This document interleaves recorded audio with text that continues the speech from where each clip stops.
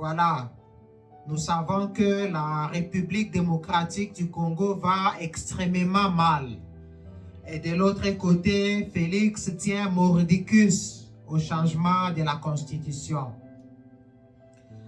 Et les Congolais se posent beaucoup de questions.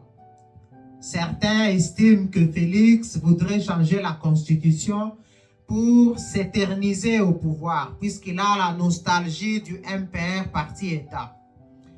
Et d'autres pensent que peut-être que c'est le deal, cela fait partie du deal pour que Joseph Kabila revienne aux affaires. Cela doit passer par le changement de la Constitution, puisque la Constitution telle qu'elle se présente actuellement ne permet pas à ce que Joseph Kabila revienne. Nous nous souvenons ici de ce que Zoé Kabila disait, que les Kabila n'étaient pas prêts à donner le pouvoir à n'importe qui. Et que donc, s'ils ont accepté de donner le pouvoir à Félix, c'est puisqu'ils savaient peut-être qu'il devrait retourner encore au pouvoir. Nous nous souvenons aussi de ce que Joseph Kabila disait aux représentants de la SADC, aux représentants de l'Union africaine. Il leur disait, je ne vous dis pas adieu, je ne vous dis pas au revoir, mais je vous dis à bientôt. Donc, Kabila savait qu'il reviendrait au pouvoir. Et ici, nous voyons que Félix veut changer la Constitution et il n'y a pas de raison valable à cela. Et tous ceux qui essayent de s'y opposer, nous voyons comment ils sont traqués. Le cas le plus récent, c'est celui d'Eli Sesanga. Vous avez vu comment il a été brutalisé, arrêté comme un malfrat. Tout simplement puisqu'il veut s'opposer à la modification de la Constitution. Mais dans l'entretemps, quelle est la part de la population? Ici, je voudrais à ce que la population puisse se préparer à toutes les éventualités. Que ceux qui s'inscrivent dans la démarche de la protestation les fassent, puisque c'est constitutionnel. C'est l'article 64. Nous avons Corneille Nangaa et ceux qui sont sur le terrain. Ils veulent se battre pour empêcher la modification de la Constitution. Et je voudrais aussi qu'au cas où ce plan A échoué, qu'il y ait un plan B. Le plan B, c'est finalement d'accepter la modification de la Constitution pour qu'on en arrive au référendum d'autodétermination. Quand je parle du référendum de l'autodétermination, souvent certains sont prêts à me jeter au pilori, à me mettre au bûcher ou tout carrément à me guillotiner. C'est puisque les gens ne comprennent pas trop ce que je voudrais dire. Je pense beaucoup plus à l'autodétermination de nos populations, sans avoir la prétention de parler au nom des autres populations. Je voudrais ici parler beaucoup plus de l'indépendance du Katanga, puisque la province du Katanga a déjà la base de son indépendance, puisque la province du Katanga a son hymne national, a son drapeau, a sa monnaie, ses armoiries et tout. Et nous attendons seulement la bonne occasion. Et maintenant que Félix est en train d'aller dans ce schéma-là, nous ne pouvons que nous frotter les mains, puisque nous aimerions à ce que les Katanga puissent acquérir son indépendance. Le dire, ce n'est pas un péché, ce n'est pas être sécessionniste, puisque nous savons qu'à l'époque de Mobutu, tout celui qui parlait de l'indépendance ou de la sécession était traqué comme un rat. Mobutu avait envoyé des bérets rouges, on tuait tout Katangais suspect. Tout celui qui voulait voir les choses dans cet angle-là était abattu de sang-froid. Il y a une anecdote qui m'avait été racontée, qu'un jour, le président Mobutu avait visité le Katanga et quand il était dans son véhicule, eh bien, il y avait eu un arbre probablement ou vraisemblablement rongé par des insectes et l'arbre était tombé sur la route juste au moment où le cortège de Mobutu venait. L'arbre était tombé et les soldats de Mobutu avaient tiré partout. Ils disent, voilà, c'est ça, les Katangais, ce sont des rebelles, ce sont des sécessionnistes. Ils veulent la mort de Mobutu. Mobutu n'avait jamais été en bon terme, on peut dire, entre guillemets, avec l'idéologie katangaise, cette idéologie de la sécession. Et dès lors, tout celui qui réfléchit de cette façon est vu comme un rebelle, comme un sécessionniste, donc quelqu'un à éliminer. Et maintenant que Félix Tshisekedi lui-même veut nous amener sur cette voie, pourquoi ne pas accepter la perche qu'il nous tend? Puisque si nous regardons bien, pour ceux qui disent que le Congo restera uni et indivisible, et cette unité nationale n'a jamais profité à personne. Les Congolais n'ont jamais joui de leur unité nationale. Peut-être ils sont libres de circuler, mais bénéficier de leur richesse, eh bien, cela n'a jamais été le cas. Je vais donner ici quelques exemples de ceux qui se sont succédés au pouvoir. À l'époque de Mobutu, par exemple, nous avions observé que Mobutu se considérait comme l'homme providentiel, aussi comme Kabila et aussi comme Tshisekedi. Ce sont des hommes providentiels, puisque ces gens ne nous ont jamais présenté leur dauphin. Nous ne savons pas qui remplacera Tshisekedi lors des élections suivantes ou quand ses forces vont s'affaiblir ou quand il va tomber malade. Donc, il n'a jamais préparé quelqu'un. Donc, il est l'homme providentiel. Après lui, c'est le chaos. C'est lui ou rien. C'était la même chose avec Mobutu. Et quand Mobutu voyait sa fin venir, il avait autorisé le pillage sur l'étendue de la République du Zaïre. On a pillé, on a saccagé, on a tout saboté. Et le peu d'espoir qui restait encore sur le compte de la République, à l'actif de la République, c'était la caisse noire de la Gécamine, puisque les conseillers financiers belges avaient dit à Mobutu que quand le pays va sombrer, quand il n'y aura plus d'espoir, c'est seulement à ce moment-là que vous pouvez recourir à cette caisse pour relancer l'économie de la République.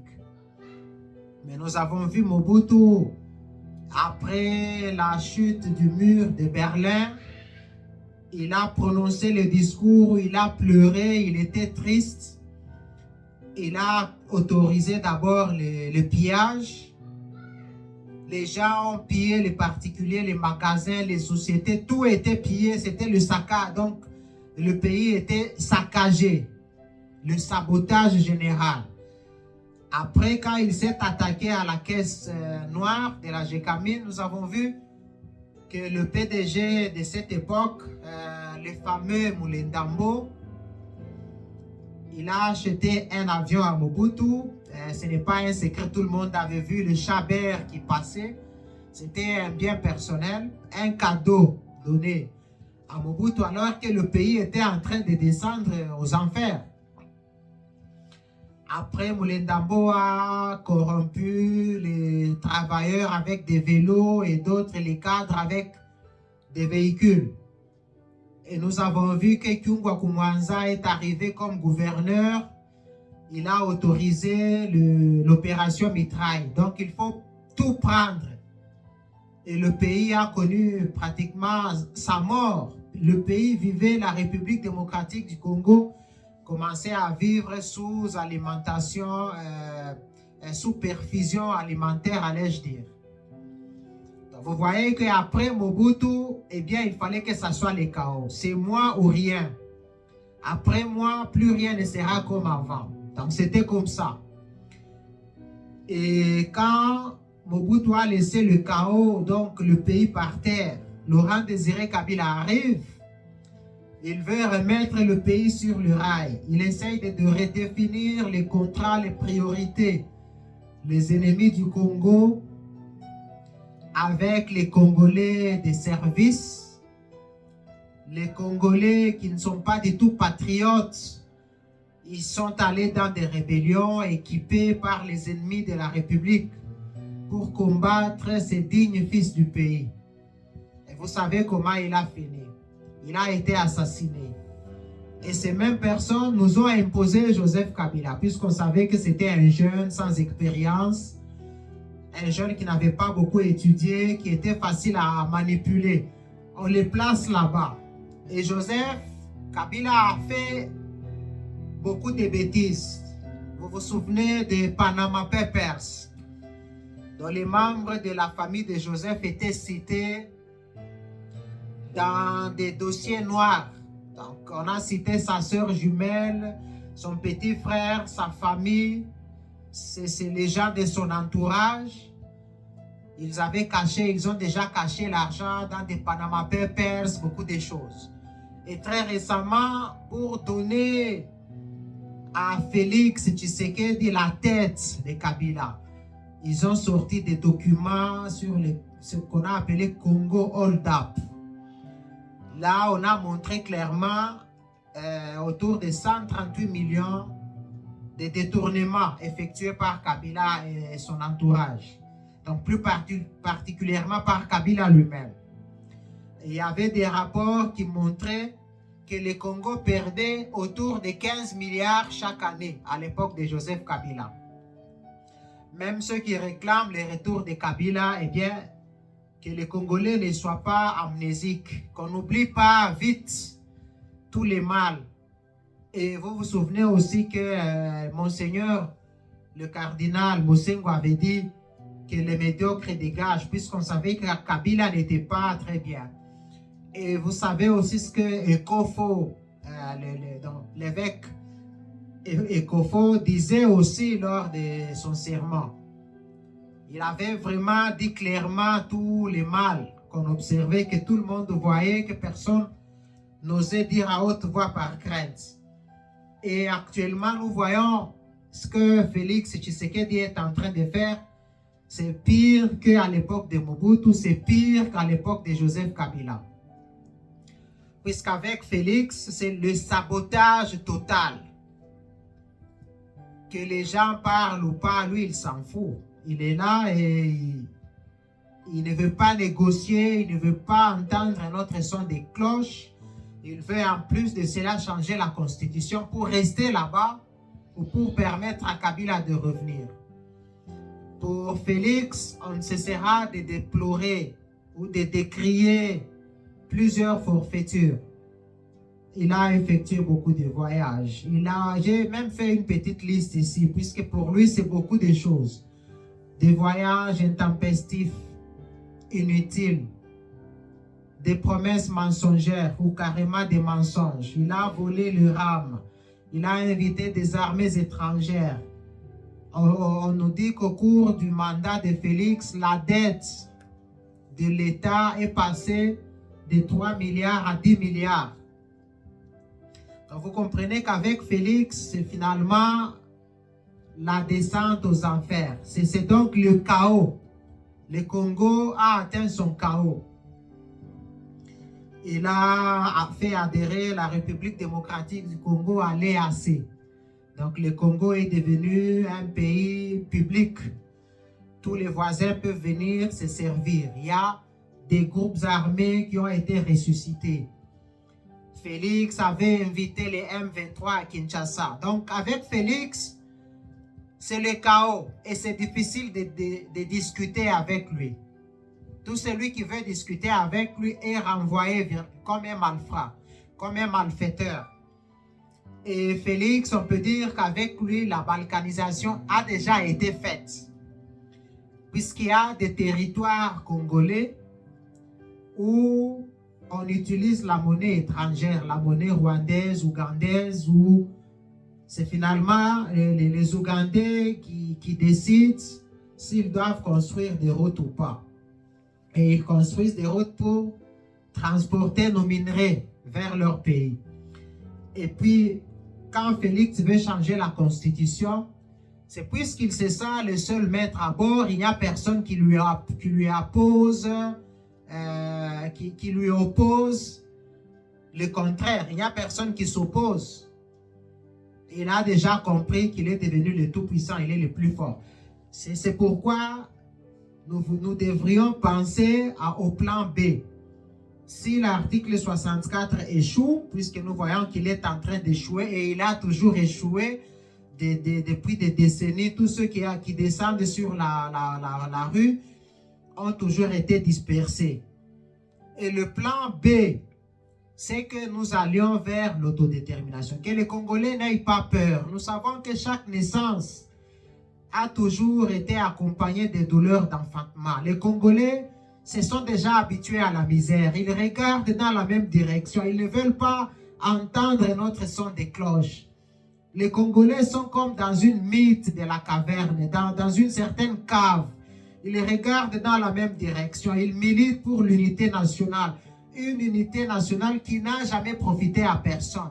Une unité nationale qui fait que c'est seulement certaines familles qui s'enrichissent au détriment de la majorité de la population. Il faudrait peut-être essayer autre chose. Voir les choses dans un autre angle. Ça vous fera mal puisque ça vient de Félix.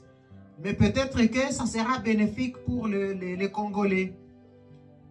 Nous savons que l'indépendance ou l'autodétermination des peuples est tout à fait légale sur le plan international. Chaque population qui aimerait vivre seule, se détacher de son pays pour vivre seule, eh bien, en a le droit. Il suffit de passer par le référendum d'autodétermination, faire effectuer des votes comme ça s'est passé au Soudan du Sud. Ils ont fait le référendum qui a fait quelques jours, je crois, du 8 au 15, quelque chose comme ça, ou du 7 au 15. Ils ont fait, ou du 9 au 15, quelque chose dans ce sens-là. La population a accepté de se retirer pour constituer un pays à part. Est-ce que le Katanga est prêt aussi à faire? Cela doit commencer par quelque chose, puisque le Katanga n'a plus de leader. Ceux qui essaient de parler en faveur des Katangais, les leaders Katangais, ils sont traqués. Le cas le plus récent, c'est celui de Moïse Katumbi. Il est traqué, accusé d'être juif, d'être grec, d'être zambien, d'être étranger, ainsi de suite. Et il y a beaucoup d'officiers katangais qui sont dans des prisons clandestines, de la DEMIAP ou de l'ANR. Il y a d'autres officiers katangais qui ont choisi le chemin de l'exil. Et même là encore, ils sont traqués. On leur envoie un commando de la mort pour les traquer. Donc les Katangais se sentent lésés. C'est la raison pour laquelle ils aimeraient accompagner Félix vers le changement de la constitution pour que le Katanga puisse acquérir légalement haut les mains son indépendance. Puisque les Katangais sont prêts. Depuis l'époque de Moïse Tchombe, le Katanga a son drapeau, son hymne national, sa monnaie, et le Katanga est prêt à devenir un pays à part. Puisque si vous voyez ce qui se passe au Katanga, personne ne peut l'admettre. Les gens viennent de Kinshasa pour piller le Katanga. Actuellement, si vous passez dans certaines zones, c'est presque toute la population qui tousse, puisqu'on a construit des usines avec des gaz toxiques. Si vous passez aux environs, vous commencez à tousser. Et vous ne savez pas avec le temps ce que cela va provoquer. Et si vous regardez d'autres zones où il pleuvait normalement, il ne pleut plus. Puisqu'on a déjà mis des usines d'uranium ou quoi, des radioactifs. Ça a modifié notre climat. L'atmosphère a été détruite. Donc vous comprenez que le Katanga a toutes ses raisons de se retirer pour reconstruire sa province, pour refonder son État. Et c'est tout à fait légal. Personne ne peut pas nous en empêcher puisque c'est les droits de chaque peuple. Chaque peuple a le droit à son autodétermination. Et cela va commencer de n'importe quelle manière. Mais nous voyons ici que Félix est en train de nous tendre la perche. Que l'on ne nous dise pas que nous sommes des sécessionnistes, nous sommes des indépendantistes ou quoi, des rebelles, etc., etc. Non. C'est juste question de bon sens. Puisqu'à voir tout ce qui se passe, le Congo n'est plus le Congo que nous avions connu de 2 345 000 km². Non.